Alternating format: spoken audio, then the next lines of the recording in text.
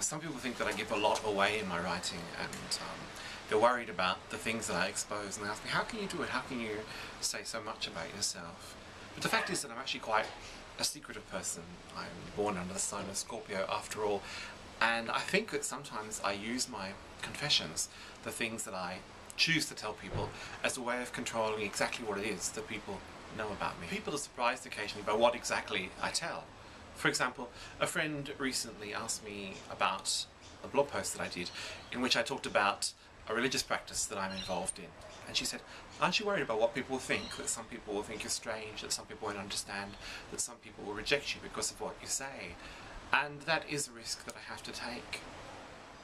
The thing I worry about most is writing about friends. In my book, Destination Saigon, I think the only thing that I was really worried about was when I described my friends' brothers as fat, because I thought, they might actually be hurt by that, so it's something I have to think about all the time, and worry just how much I'm going to expose about my friends and acquaintances in my own writing. I guess, I can't remember who said it, but someone wrote that all writers betray their friends and families, and it's something, I don't know how we can live with it, but it's something we have to make a decision about at some point along the way. I will admit, however, that I become anxious when writer friends tell me that they're recording our encounters. I went to Thailand with a friend from Cambodia recently, and he was putting together a piece for a Cambodian magazine about our trip. And I was really worried, and I said, please don't write about me, please use a false name, which is a bit rich, considering I write about other people all the time. I think that when we write about ourselves, we write about the parts that we really want to be true.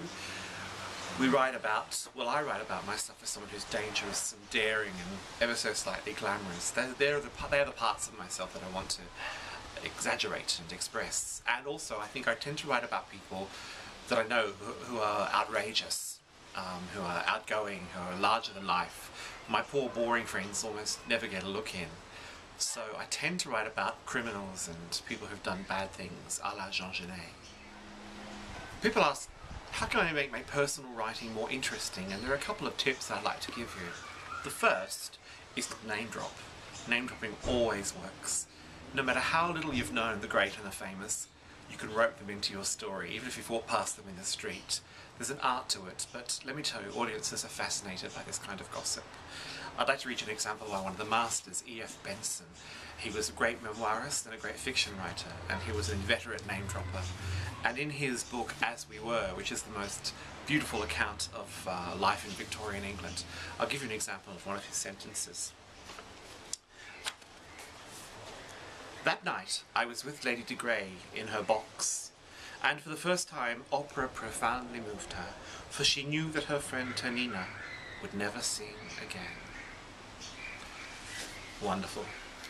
I also encourage people to write about famous events and important things that are happening at the time, because often we're so self-involved and we write about our own relationships and the things that are happening to us, and we forget about just how interested our readers might be in these external events. So try to reflect on those as well. So write about the famous and write about the monumental, even if it might be a little bit boring for you.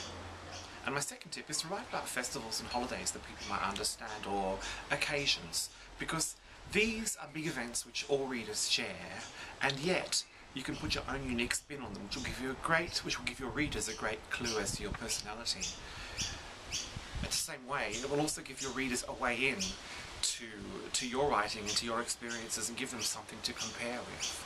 I'd like to give you an example from my friend Sharon Sneer's book, the little book of everyday miracles, which is a lovely read, but I'll give you an example of how she does it. My first miracle occurred on Christmas Eve.